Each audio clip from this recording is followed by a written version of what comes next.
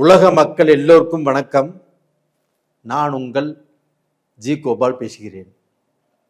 இன்னைக்கு நான் பேசக்கூடிய பலன் என்ன அப்படின்னா, செவ்வாய் பகவானுடைய பெயர்ச்சி. இந்த செவ்வாய் பகவானுடைய பெயர்ச்சி எப்போ நடக்குது அப்படின்னா, ஜனவரி மாதம் 15ஆம் தேதி தனுசு ராசியிலிருந்து மகர ராசிக்கு அந்த செவ்வாய் பகவான் பயிற்சி ஆறாங்க. கிட்டத்தட்ட ஒரு 42 நாட்கள். அப்ப இந்த செவ்வாய் பகவான் ஆப்பட்டது சிம்ம ராசிக்காரங்களுக்கு எப்படி இருக்க போகிறது, இதை பத்தி தான் இந்த வீடியோல தெளிவா பார்க்கிறோம். அப்போ அந்த செவ்வாய் பகவான் மகர ராசிக்கு பயிற்சி ஆறாங்கன்னா அங்க உச்ச பலம் அடைகிறாங்க. அப்ப மகர ராசி அப்படிங்கிறது சிம்ம ராசிக்கு 6ஆம் இடம். 6ஆம் இடத்துல செவ்வாய் பகவான் உச்ச பலம் அடைகிறாங்க. அப்போ இந்த செவ்வாய் பகவான் ஆகப்பட்டது சிம்மம், கன்னி, துலாம், விருச்சகம். அப்ப 4ஆம் இடத்து அதிபதியும் 9ஆம் இடத்து அதிபதியுமான செவ்வாய் பகவான் 6ஆம் இடத்துல உச்ச பலம் வாங்கிட்டாரு. அப்ப இந்த 6ஆம் இடத்துல உச்ச பலம் வாங்கும் போது 9ஆம் இடத்து அதிபதி பாக்யாதிபதியும் 4ஆம் இடத்து அதிபதி சுகாதிபதியும் 6ஆம் இடத்துல உச்ச பலம் வாங்கிட்டாரு. அப்போ உச்ச பலம் வாங்கும்போது கண்டிப்பாக உங்களுடைய தொழில், நீங்க எந்த தொழில் செய்பவராக இருந்தாலும் சரி, காய்கறி விற்கிறதோ இல்லை பெரிய பிஸ்னஸ் மேக்னட்டாக இருந்தாலும் சரி, நீங்க 1 லட்ச ரூபா போட்டு ஒரு பிஸ்னஸ் பண்ணாலும் சரி, பல கோடி ரூபாய் போட்டு பிஸ்னஸ் பண்ணாலும் சரி, இந்த பீரியடில் உங்களுக்கே எதிர்பாராத ஒரு மன திருப்தி கிடைக்கும், ஒரு மன சந்தோஷம் கிடைக்கும். நீங்கள் ஒரு பிஸ்னஸை ரன் பண்ணி அப்படியே ஸ்ட்ரக்கை நிற்குது, வேலையாட்கள் வரல, தொழில் ரன் ஆகலை, நம்ம சொன்ன நேரத்துக்கு இதை டெலிவரி கொடுக்க முடியல, இல்லை கொடுக்காம போயிடுமோ அப்படிங்கிற குழப்பங்கள் இருக்கும். அந்த குழப்பங்கள் இந்த பீரியடில் கண்டிப்பாக தீரும்.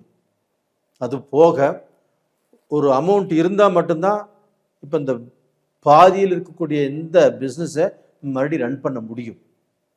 இல்லைன்னா கண்டிப்பாக முடியாது, இழுத்து சாத்திட்டு போக வேண்டியதுதான். ஆனால் அது பார்த்தீங்கன்னா உங்களுக்கு யாராவது ரூபத்தில், உங்களுடைய பழக்க வழக்கத்தில் உங்களுக்கு அந்த உதவி கண்டிப்பாக கிடைக்கும். இது நிச்சயமாக உறுதியாக கிடைக்கும்.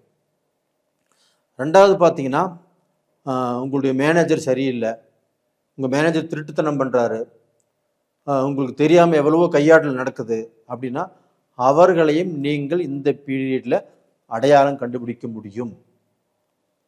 அப்போ பார்த்தீங்கன்னா நம்மளுக்கு எது ஆகாதோ அதை எல்லாமே எடுத்து வெளியே வீசிடணும். அதை நீங்கள் செஞ்சால் போதும். அது போக இந்த செவ்வாய் பகவான் 6ஆம் இடத்திலிருந்து உங்களுடைய ராசிக்கு 9ஆம் இடத்தை, மேசத்தை, அப்போ அந்த மேசத்தை ஆளக்கூடிய கிரகம் செவ்வாய் பகவான். சிம்ம ராசிக்கு மேசம் 9ஆம் இடம். அப்போ 9ஆம் இடத்து அதிபதி யாரு? செவ்வாய் பகவான். அந்த 9ஆம் இடத்தையே அந்த செவ்வாய் பகவான் பார்க்கிறார். அப்படி பார்க்கும்போது சிம்ம ராசிக்காரங்களுக்கு பாக்கியம், ஏதாவது ரூபத்தில் நீங்க எப்போ செஞ்ச புண்ணியம் இந்த பீரியடில் உங்களுக்கு பார்த்தீங்கன்னா அது பாக்கியமாக மாறும். அப்ப அந்த பாக்கியத்தின் மூலியமாக உங்களுக்கு ரொம்ப நாள் குழந்தை இல்லாமல் இருந்தால் ஒரு குழந்தை பிறக்கலாம். கல்யாணம் ஆகாமல் இருக்குது, அந்த கல்யாணம் கண்டிப்பாக நடக்கும். கல்யாணம் தடைபட்டு போயிட்டு இருக்குது, அந்த பிரச்சனையும் கிளியர் ஆகும். கணவன் மனைவிக்குள்ள ஏட்டிக்கு போட்டியா, மன திருப்தி இல்லாம, கணவன் மனைவியை சந்தேகப்பட்டு, மனைவி கணவனை சந்தேகப்பட்டு சில பிரச்சனைகளும் சில குடும்பத்தில் நடந்துட்டு தான் இருக்குது. அந்த பிரச்சனைகளுக்கு ஒரு முற்றுப்புள்ளி இப்ப வரும். கண்டிப்பா இது நடக்கும்.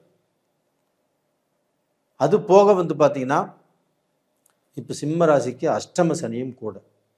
இந்த அஷ்டம சனியால் விபத்து, கஷ்டம், கடன், குடும்பத்தில் பிரச்சனைகள், இது எவ்வளவு இருந்தாலும் இந்த செவ்வாய் பகவான் உச்சமாக இருந்து 4ஆம் பார்வையாக சிம்ம ராசிக்கு 9ஆம் இடத்தை பார்க்கறதுனால கண்டிப்பாக சிம்ம ராசிக்காரர்கள் பாக்கியசாலியாக மாறிடுவீங்க.